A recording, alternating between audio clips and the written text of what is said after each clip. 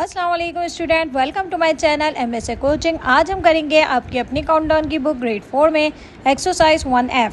So let's start. Complete the number pattern, identify increasing and decreasing number pattern. इस exercise में हमें number pattern complete करना है और साथ ही ये भी आइडेंटिफाई करना है कि पैटर्न इंक्रीजिंग है या डिक्रीजिंग।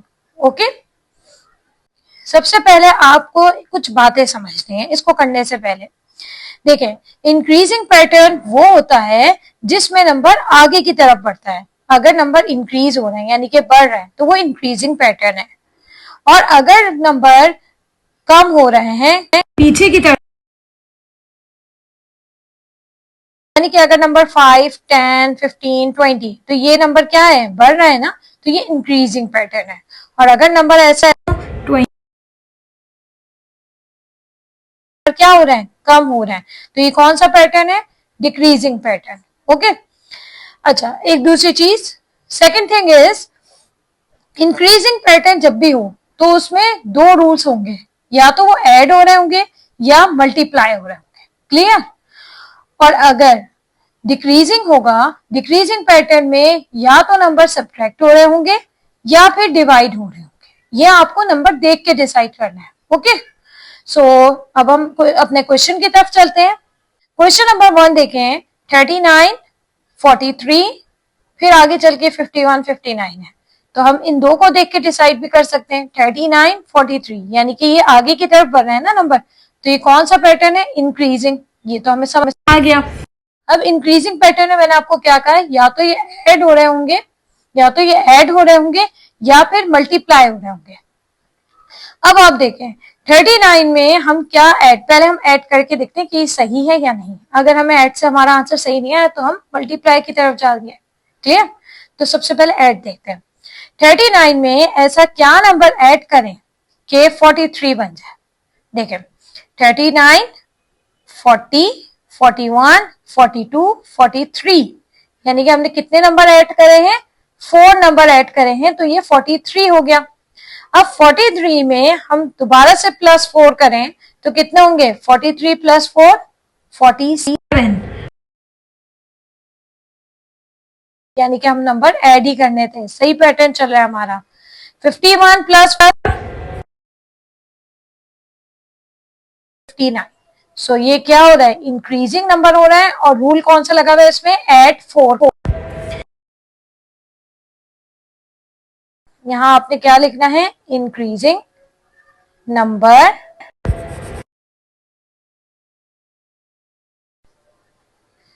आइडेंटिफाई भी कर लिया और इसको हमने फिल भी कर लिया।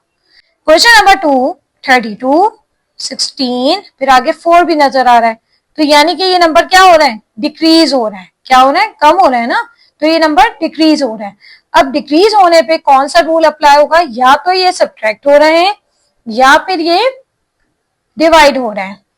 32 में ऐसा क्या करें कि 16 आ जाए, डिवाइड -16 करेंगे, -16 करेंगे, दोबारा से 16 में 16 माइनस करेंगे, 0, 0 में 16 माइनस करेंगे तो 4 तो नहीं होता। तो हमने सब्ट्रैक्ट करके देखा तो हमें सही नहीं, आंसर नहीं आ रहा हमारा सही।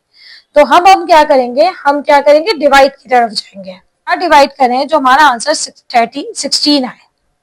32 में ऐसा क्या नंबर हम डिवाइड करें तो हमारा आंसर 16 आए। 32 डिवाइडेड बाय हाफ, ये तो डिवाइड करेंगे 16, फिर दोबारा 2 से डिवाइड करना है। ठीक है, अब हमने देख लिया 2 से डिवाइड करना है हमने।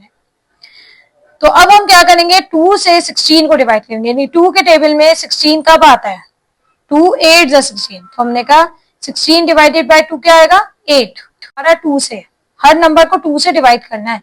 डिवाइडेड बाय 2 यानी कि 2 के टेबल में 8 कब आता है, 4 जा, 4 को, ठीक है। फिर 2 डिवाइडेड बाय 2 तो क्या आएगा, 1। 2 को 2 से डिवाइड करेंगे तो क्या आएगा, 1, यानी कि 2 के टेबल में 2 कब आता है, 1। तो ये हमने क्या करा है, इसमें कौन सा रूल अप्लाई हुआ है, डिवाइडेड बाय 2 का। डिवाइड टू का यहाँ रूल अप्लाई हुआ है और हमने हर नंबर को 2 से डिवाइड कर करके आंसर निकाला है। अच्छा, अब नंबर कौन सा पैटर्न है, ये कम हो रहा है, तो हम क्या कहेंगे इसको, decreasing number pattern. Question number 3, अब हमने क्वेश्चन नंबर 3 देखा।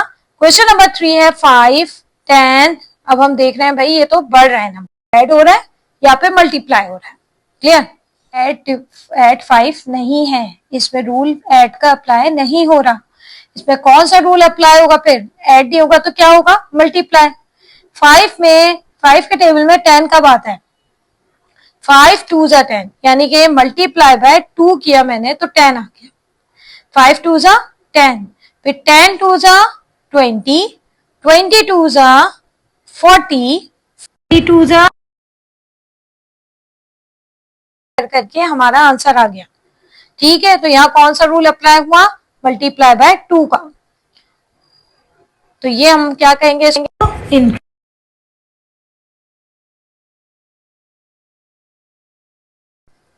पैटर्न। नंबर 4, 11, आगे देखा हमने 44। ठीक है, यहाँ 11 है, यहाँ 44 है। ये तो हमें समझ आ गया कि भाई ये नंबर इंक्रीज हो रहा है।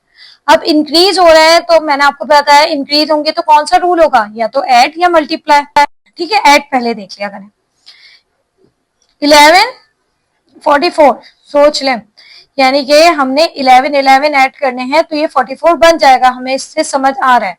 11 से हम 44 तक कैसे पहुंच सकते हैं, दो नंबर बीच में हैं, तो 11 से हम 44 में कैसे पहुंच सकते हैं, 11 ऐड करके। 11 plus 11 22, 22 plus 11 33, 33 plus 11 44, 44 plus 11 55। Clear, तो हमने सोचा कि 11 से हम 44 तक कैसे पहुंच सकते हैं, दो नंबर बीच में लिखने भी थे, तो हमें समझ आया कि हम ऐड 11 करेंगे तो इस तरह से ये पैटर्न कंप्लीट हो सकता है। तो इधर हमारा कौन सा रूल अप्लाई हुआ है, ऐड 11 का, और ये इसको हम क्या कहेंगे, इंक्रीज हो रहा है नंबर, तो यहां भी हम लिखेंगे इंक्रीज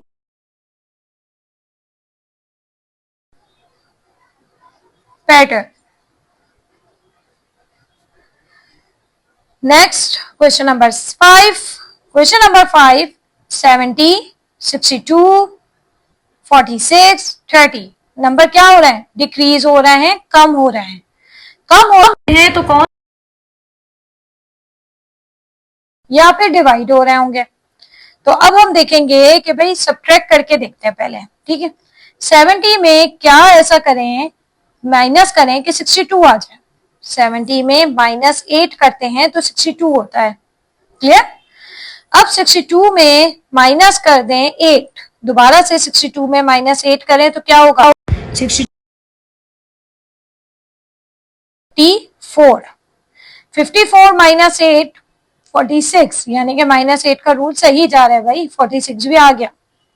46 माइनस 8 38, 38 माइनस 8 30। सही है, यानी कि -8 का रूल अप्लाई करने से ये नंबर पैटर्न हमारा कंप्लीट हो गया है, डिक्रीज हो।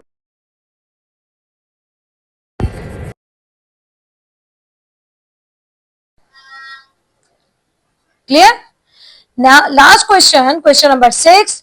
अब यहां देखें 81 है और 27 है, नंबर क्या हो रहे हैं, डिक्रीज हो रहा है। डिक्रीज हो रहे हैं तो कौन सा रूल होगा, 27 से 3 से अगर मैं 81 को डिवाइड करती हूं तो क्या आता है, 27। ठीक है, 81 डिवाइडेड बाय 3 क्या होता है, 20, यानी हर नंबर को डिवाइडेड बाय 3 करना है। 27 डिवाइडेड बाय 3, 3 के टेबल में 27 कब आता है, 27 डिवाइडेड बाय 3 का मतलब क्या है, 3 के टेबल में 27 कब आता है, 3 9 20। हमने डिवाइडेड बाय 3 किया, 3 9 डिवाइडेड बाय 3 क्या होता है, नंबर डिक्रीज हो रहे हैं तो हम यहाँ क्या लिखेंगे, decreasing pattern. Thank you for watching. If you enjoyed this video, please don't forget to like, share and subscribe my channel. In the next